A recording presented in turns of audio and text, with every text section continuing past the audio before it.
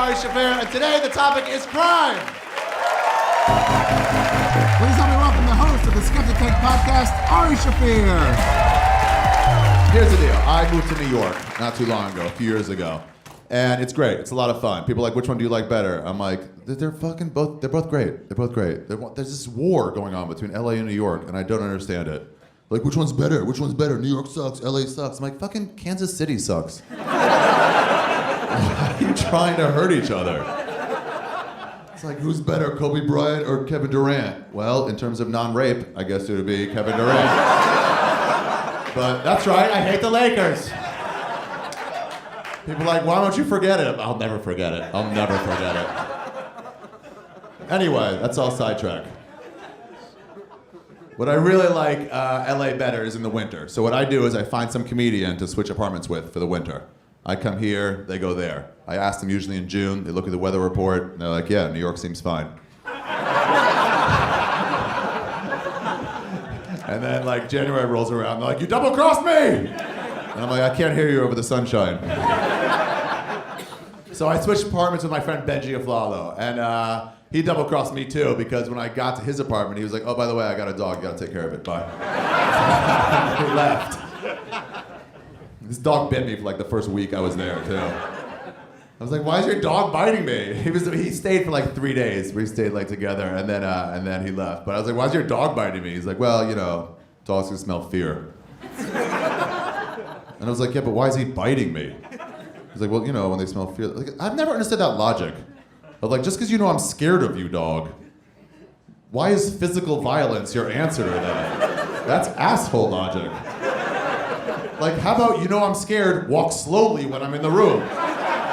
Set me at ease. Don't be like, scared? Fucking scared? Like, yes, please stop doing that, and I won't be as frightened of you. It was fun taking care of this dog too, though. I fell in love with him. I love this dog. There's a lot I didn't understand. My thought was, I'll take him on walks, I'll meet chicks, you know, like, oh, you got a dog? Yeah, dog. You know? That's one thing leads to another situation. I love this dog. Here's my question about dogs, by the way. They say they're supposed to have a really good sense of smell. For that, so little. Dogs, really good sense of smell. Okay. Well, then how come when they're smelling another dog's asshole, do they have to be inside that dog's asshole in order to make out what it is? Because that doesn't seem like a very good sense of smell at all. I have guy friends who, if they haven't showered for like a day and a half, I can smell their assholes. From like 6 feet away through clothing, I'm like, it was one of you guys. I don't know which one, but I can clearly smell asshole. I don't have to treat it like a 40-year-old wine. Where I'm like, hold on, let me really get in there. Yep, that's an asshole, all right. Story checks out. Same place as the others. Anyway, this dog, it was so cool. Who has dogs here? Anybody? You guys got a dog. Your dog do any tricks? Sleeps a lot? That's not really a trick, that's depression. You want your dogs to do tricks. Nothing crazy. All I wanted to teach this dog was to fetch. That was my goal. It was like 9, 10-month-old dog, and I'm like, I can still teach it. You know? Fetch, basic shit. Nothing crazy. Some people do that trick where you put a treat on the dog's nose and they gotta fucking sit there and not eat it. Just balancing it, and then you're like, okay, go, and then they eat it. That's fucking slave shit. Don't do that to your dog. That's part of your family. That's unnecessary. Oh, this thing that you love? Here, it's right next to your face where you can smell it. Don't eat it. I just wanted this dog to fetch. That's all I wanted him to do. Fetch. Easiest shit in the world, right? And I tried to teach him how to fetch. It was so hard, but I tried. I watched YouTube videos on how to train a dog to... I watched 30 seconds of one YouTube video on how to train a dog to fetch. I bought the crinkly kind of toy. I bought those little tiny tennis balls so he can get his fucking tiny chihuahua mouth around it. Nothing worked. He had no interest in fetching. You know what he loved? No, none of you guys get it. You're never gonna get it. You're not even on the right path. Semen. He loves semen.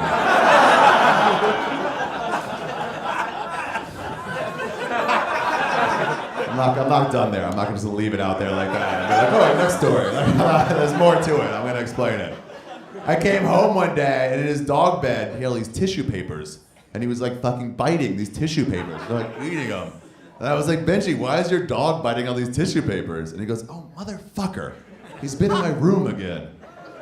Yeah, he goes in there and treasure hunts for jizz rags. And he brings it back to his bed like a job well done. He gets to enjoy his spoils. He loves semen. I don't care. I'm not gonna judge him. Let him be happy with who he is. He knows what he loves. I'll just lock my door, that's all. I kept the door closed and I wouldn't let him in my room. But once I went to the bathroom, when I came back, he had one of my inside-out socks in his bed. Smart dog. Fine, whatever, I don't care. All I want is to be a dog trainer, and I tried everything to get this dog to fetch. I tried everything. I bought him a little fetch toy. It's like a rubber, hollow thing. You put a treat on the inside, and then you let him smell it. He wags his tail all happy, and then I throw it. He would just look at it, and then look back at me, like, you know you're gonna go get that. Come on, and then I'm like, see, don't you? I'm like, you're fucking training me. No interest in fetching. Anyway, towards the end of the winter, I was having sex with a woman, and I used a condom for once. Feels great to use a condom. I feel like I'm not part of the problem. Anyway, I finished, and I went to the bathroom to throw out the condom, in the trash can in the bathroom. When I opened the door, the dog, he got all excited to see me, because I was in the bedroom killing it for like 8 hours. Could have been 10 minutes. I don't know. Could have been 10. Dogs can't tell time. Dogs can't tell time. Dogs can't tell time. To him, it was like a day. It didn't matter. Dogs can't tell time.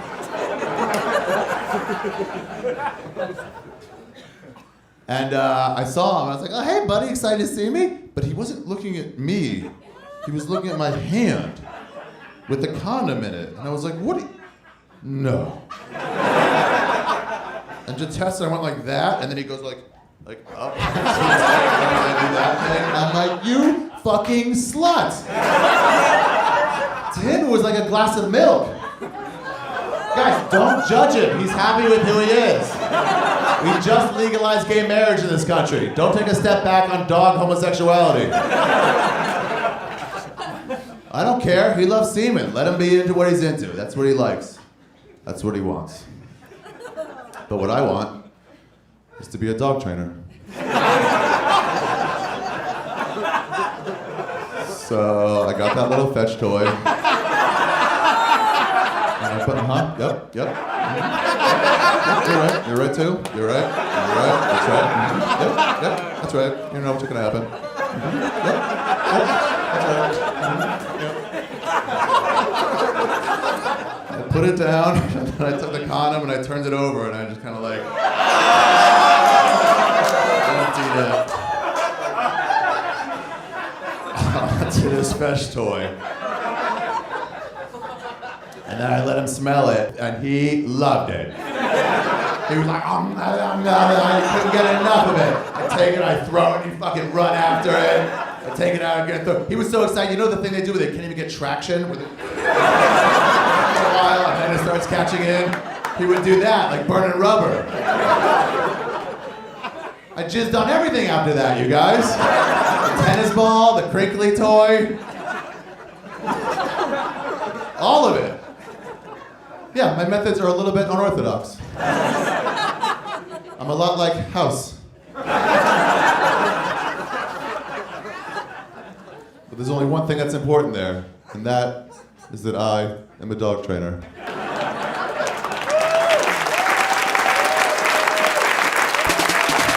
They sent me there. Pretty cool, right? Yeah. Every once in a while, comedy really pays off. Just gotta live in poverty for 9 years and then get your free trip to China. They told me two things. I went for comedy, so they told me two things before I went. They gave me two rules. First rule, they said no bringing drugs in of any kind, because they said it's punishable by death. Yeah, and I was like, how much weed can I bring? And they were like, Ari, none. And I was like, counter offer, some. And they were like, don't do it. I'm like, I'm bringing pot cookies to the plane. You can't stop me.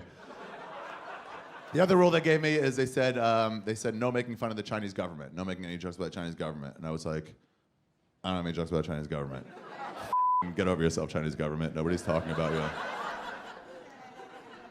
Here was the cool thing about China. Well, everything. Here was the terrible thing and about all of Asia. It's the toilet situation. Yeah, so you know the seats that go up and down for men and women, like that seat? So they don't have that seat. And then they don't have the whole toilet. They don't have any of it.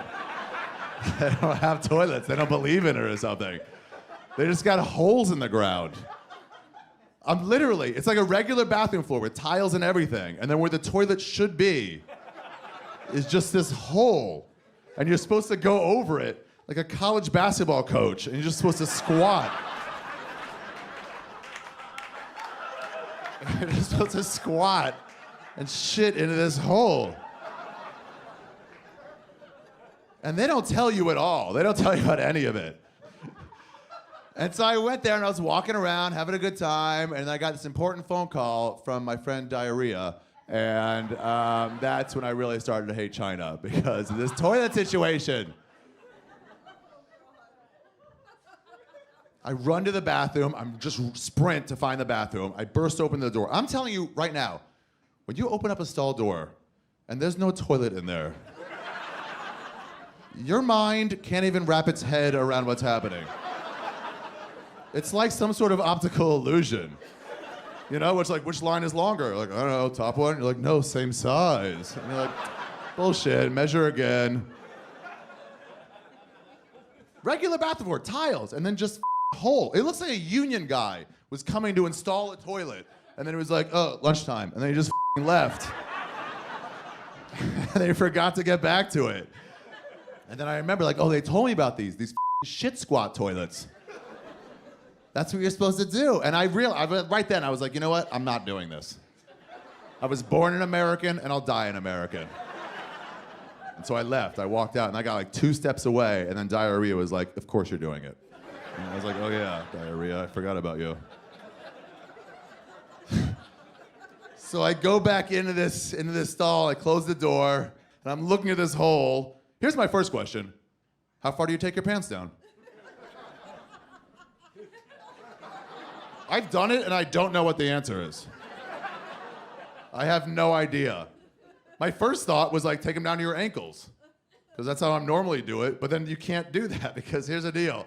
I went down, I took them down to my ankles, and then I like lined it up. And I'm like, hold on a second.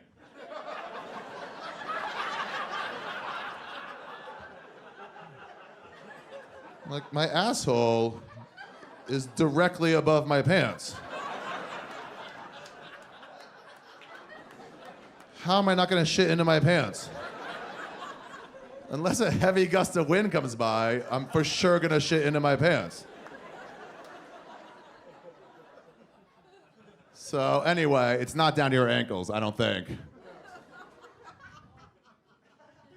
And by the way, the one time you want handicap bars to hold on to, they don't have handicap bars. They make you be zen about it. You just gotta use your core.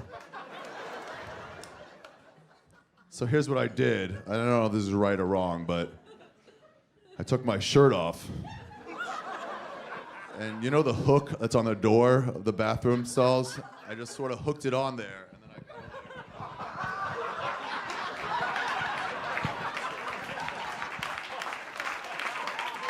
I lowered myself. I just gotta do it that way. I feel like a shit right now. Yeah, I don't know if that's the right answer or not, but that's what I did. It seemed to work. I mean, I shit that way, so I felt good too. When I did it, I was like, yeah, live like a real Chinese person.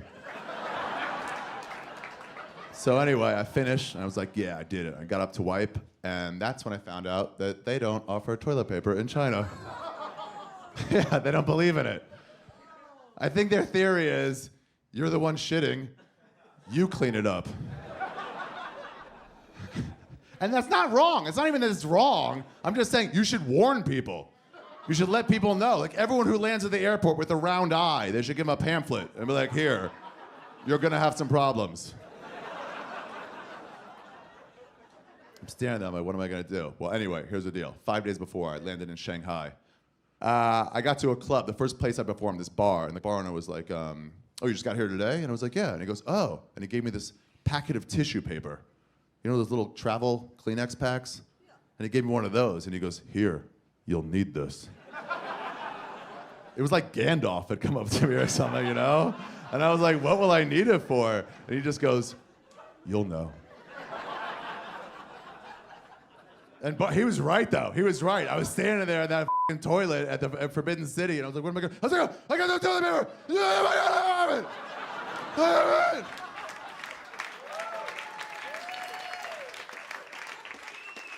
I was so excited. Here's the problem, though. They don't give you unlimited tissue paper in one of those things. They give you 6. With 6, you can't be an American anymore. You can't be like, 4 at a time. I love to waste. Most resources in the world. USA, USA. Not with 6. With 6, you got a budget. You got to make everyone count. You got to start like way from the bottom. I'm going to go all the way up to about here. Fold. Go back, start from the bottom. Now we're here. And I kept doing that. Start from the bottom, now here, start from the bottom, now here. And that's when I realized what that Drake song was all about.